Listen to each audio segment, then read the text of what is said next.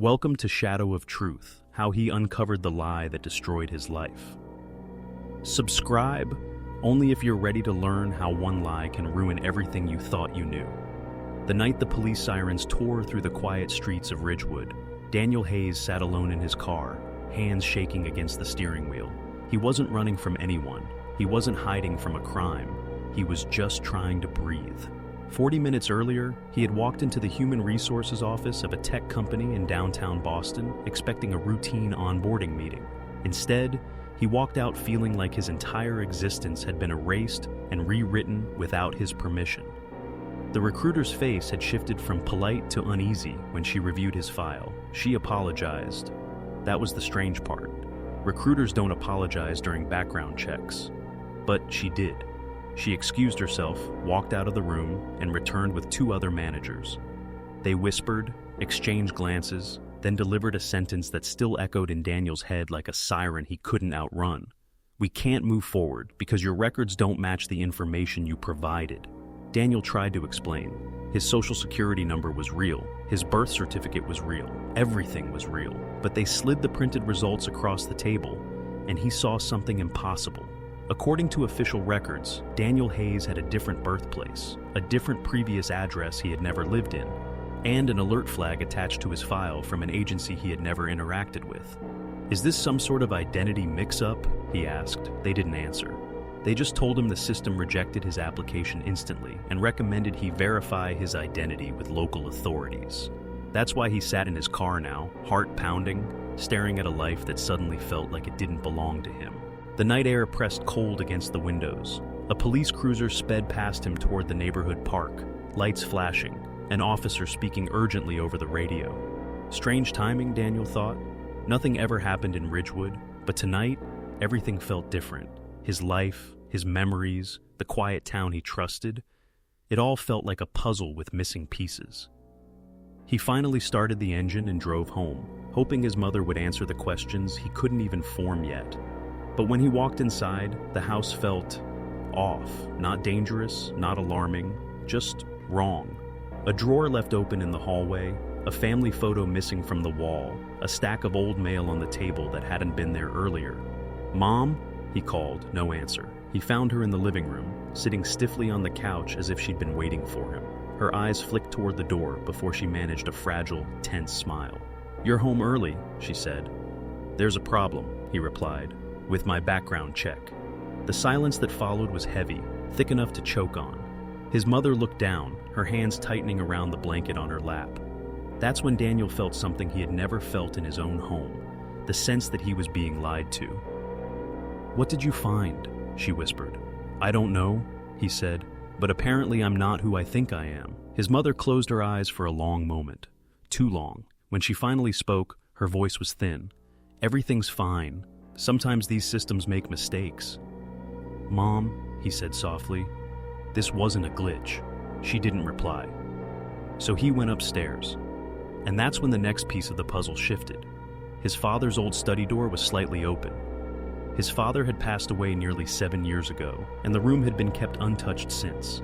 His mother said it was for memory's sake, yet now it appeared someone had keyed one inside recently. Dust marks disrupted the smooth layer on the desk. A stack of old files lay slightly out of alignment, and then he saw it. A small metal lockbox pushed halfway under the desk, something he had never seen before. He reached for it. "Daniel, don't," his mother said sharply from the doorway. Her voice was more panicked than protective, a kind of desperation he hadn't heard since his father's funeral. "I just want answers," he said. "There are things you don't need to know." He turned the lockbox gently. It was light, cold, and scratched on the side like someone had once tried to pry it open. He wasn't sure why, but holding it made him feel something he couldn't explain.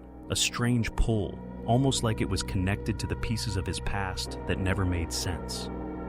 "We can talk about this," his mother said softly. "Just leave the box alone." But Daniel couldn't. Not now. Not after everything. He carried it to his room and placed it on his bed. The small lock was old and rusted. He pressed his thumb against it, trying to see if it would budge. It didn't, but the tension in the air felt heavier with each passing second. He sat down, breathing slowly, recalling flashes of his childhood he had never questioned. moving suddenly from one town to another, a strange man visiting their house late at night, his father burning papers in the fireplace while telling Daniel to go upstairs. All memories he once dismissed, now resurfacing like signals he should have paid attention to. He decided to check inside the closet for anything that could open the lockbox. While searching, his elbow brushed against a panel in the wall, and to his shock, it shifted out of place. Behind it was a hidden space, small, narrow, dark. Inside was a single manila envelope with his name on it. His real name, not Daniel Hayes. Something else entirely. His hands trembled as he pulled it out. Before he could open it, his mother's voice echoed from downstairs. Loud this time, frightened. Daniel, don't go in that room! Her footsteps thundered up the stairs. He didn't move. He just stared at the envelope in his hands. His mother appeared in the doorway, breathless, eyes wide with something between fear and guilt. "Please," she whispered, "don't open it." Daniel looked from her to the envelope, his heart pounding so hard it felt like another siren inside his chest. "Tell me the truth," he said. She shook her head slowly, a tear slipping down her cheek. "You're not supposed to know."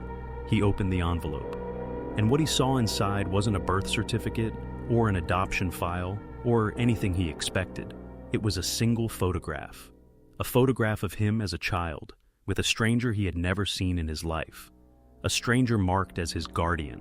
His mother stepped back, as if the truth itself had pushed her. The floor between them felt like it was splitting. Because whatever was in that picture, whatever story it belonged to, whatever life he truly came from, it wasn't the one he had been living. Daniel stared at the photograph as if it were a doorway into a life he didn't remember. A younger version of himself, maybe 5 years old, stood holding the hand of a man with dark hair, a stern expression, and eyes that seemed aware of the camera in a way that felt intentional. The handwritten note beneath it read only one word: guardian, not father, not uncle, guardian. His mother stood frozen in the doorway, her breath unsteady, her expression collapsing under the weight of a truth she had hidden for years. "Who is he?" Daniel demanded, tightening his grip on the photo. His mother's voice cracked. "Please, just put it down, Daniel." "Tell me." She swallowed hard. "I can't. Not yet." Daniel stepped back. "You don't have a choice anymore." For a moment, the room felt too small, too cramped, as if the air itself refused to move unto. Ill she spoke, but instead of answering, she turned and walked out of the room, her footsteps trembling down the hallway. That terrified Daniel more than any answer she could have given. His mother wasn't just hiding something, she was afraid of it. And then the doorbell rang, a chime that echoed through the house like a warning. Daniel felt his stomach twist. Late-night doorbells were rare in Ridgewood, especially on a night already thick with tension. He tucked the photograph into his pocket and hurried downstairs. Through the frosted glass of the front door, he saw the silhouettes of two people, broad shoulders, professional posture. Police. When he opened the door, two officers introduced themselves. Officer Ramirez and Officer Corbett. Their expressions were serious but calm. They asked if this was the Hayes residence and if he was Daniel. His mother hovered near the stairs, pale as paper. "We're following up on an incident reported earlier," Officer Ramirez said. "We received information that a person connected to a closed investigation might be residing at this address." Daniel frowned. "Are you saying the person is me?" Officer Corbett glanced at his notebook. "We're not accusing anyone of wrongdoing. We're here to verify information." His mother stepped forward quickly. "This is all a mistake. My son has nothing to do with any investigation." The officers exchanged a subtle look. "Ma'am, we'd like to speak with both of you, if that's all right." Daniel noticed something important. They weren't here randomly. They weren't confused. They were prepared. Something had triggered this visit. His background check. "Can you tell me what the investigation was about?" Daniel asked. Officer Ramirez inhaled slowly. "The records we reviewed were sealed. We only received an alert to verify identity and well-being." "Why me?" Daniel pressed. Both officers hesitated. Then Officer Corbett said quietly, "Because you were listed as a person of interest 15 years ago." Daniel, Les' blood went cold. "I was a kid." "Exactly," Ramirez said. "That's why it concerns us. There was a protective order involving a minor with your birth date, but the names don't match." Daniel felt the world tilt slightly, like the floor beneath him wasn't stable. His mother whispered, "Please stop. This isn't necessary." But the officers continued politely, noting that Daniel's file contained inconsistencies that typically indicated a relocation program or sealed juvenile situation. "We're not here to accuse you," Corbett emphasized. "We're here to make sure you're safe." That single word, safe, struck Daniel wrong. Safe from what or from whom? The officers eventually left with reassurances they'd follow up, but the seed of doubt had already taken root. As soon as the door closed, Daniel rounded on his mother. "What protective order? Why was I listed in an investigation?" She sank onto the love seat as if her legs had finally given up. Her hands trembled violently. "Because," she whispered, "you weren't supposed to be found." The silence that followed was suffocating. Daniel sat across from her. Start from the beginning. She hesitated, tears forming in her eyes. "Your father. He wasn't just my husband. Before we met, he was involved in something he never talked about, something dangerous. He left that life, but someone didn't want him to walk away. When you were little, we weren't safe, so we were moved here. New names, new lives." And the man in the photo? Her eyes lowered. "He was assigned to watch over you, to keep you safe until the threat was gone. But why didn't anyone tell me? Because your father thought it would be better if you never knew. He wanted you to grow up normal, free from fear." Daniel pressed his palms against his temples. None of this felt real. None of it explained the wrong birthplace on his file, the mismatched addresses, the sealed information. "What was the threat?" he asked. She stared at him for a long moment, then whispered, "Someone wanted you." He felt a hollow chill slip across his spine. "Wanted me for what?" "I don't know," she said. "Your father never shared that part. But when he died, the people who helped us told me the danger was over. They told me to keep everything buried, to pretend none of it ever happened. So, I did." Her voice trembled. "I just wanted you to have a normal life." Daniel leaned back, overwhelmed. "Why did the background check flag me now?" Her answer came quietly. "Because someone reopened your case." Daniel felt his breath catch. His mother wiped her tears. "I checked our mailbox earlier. We received this." She handed him a plain white envelope with no return address. Inside was a single sheet of paper, typed. It said, "Your past isn't buried. It's coming home." Daniel froze. The words were chilling, not because they were threatening, but because they were precise. Someone knew exactly what had been hidden from him. Someone had waited years to reveal it. He looked at his mother. "Why didn't you tell the police about this?" "Because I don't know who sent it," she whispered. "Or what talking about it would cause." Daniel felt his pulse pounding in his ears as he paced the floor. The lockbox, the photograph, the police, the letter, everything was connected. Everything was pointing toward the same truth. Someone knew who he was. Someone wanted him to remember. That was when he made a decision, a dangerous one, but a necessary one. He went back upstairs, grabbed the lockbox, and searched for anything he could use to open it. His father had always kept tools in the garage. He rummaged through drawers until he found a small metal wedge used for prying open paint cans. He hesitated only for a second, then forced the wedge into the lock. The old metal groaned, then snapped. The lid creaked open. Inside were files, papers aged by time, and on top, something that made his breath stop. Another photograph, this time, not from childhood. It was recent, taken from a distance. Daniel Hayes walking into his job interview yesterday. Someone had been following him, watching him, just like they used to. The truth wasn't coming. It was already here. The photograph in Daniel's hands felt heavier than paper should ever feel. Grainy, zoomed in, captured from across the street. It showed him stepping into the glass building for his interview, the exact moment before his entire life fell apart. The realization made the back of his neck prickle. Someone had been close enough to take this picture, close enough to watch him, close enough to know where he'd be. He lifted the stack of papers beneath it. Everything inside the lockbox was organized, deliberate, intentional. Old case notes, reports, maps with dates scribbled in the corners. His father's name appeared again and again, alongside the name he saw written on the photo. Guardian, Eric Hale, the man he didn't remember, the man who had once protected him. At the bottom of the box lay a final folder sealed with a strip of red tape. On the front was a simple label: "Do not contact." His mother stood in the doorway, pale and trembling, as if she already knew what he was about to find. "Daniel," she whispered, "you don't have to look at that." But he did, because the truth wasn't something he could avoid anymore. It was something that had been following him for years. He opened the folder. Inside was a single-page report listing 3 simple lines. Protected, minor Daniel, original surname redacted. Guardian, assigned, Eric Hale. Threat level, active. The word active jumped off the page like a siren. The threat hadn't died with his father.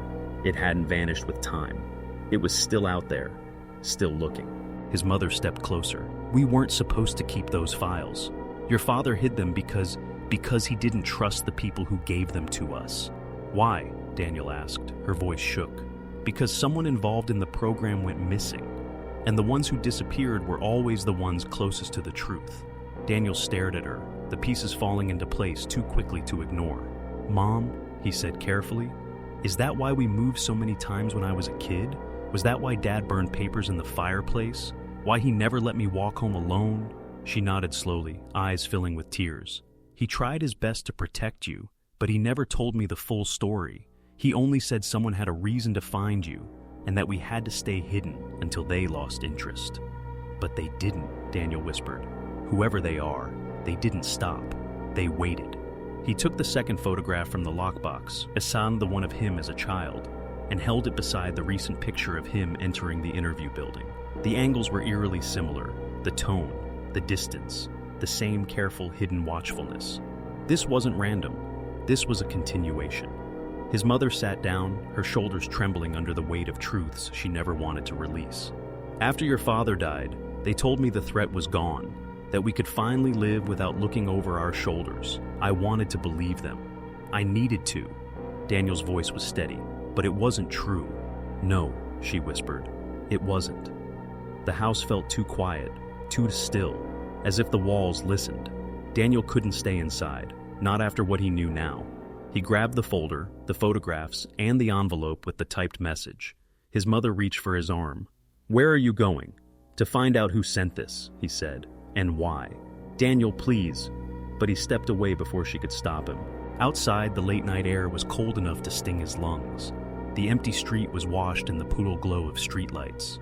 A single car drove by, slow and deliberate, and for a moment he wondered if the driver was another anonymous observer, someone waiting for him to make the next move in a game he didn't know he was playing.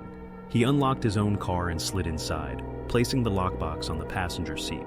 His instincts pulled him toward one person listed repeatedly in the documents: Eric Hale, the guardian he never remembered meeting.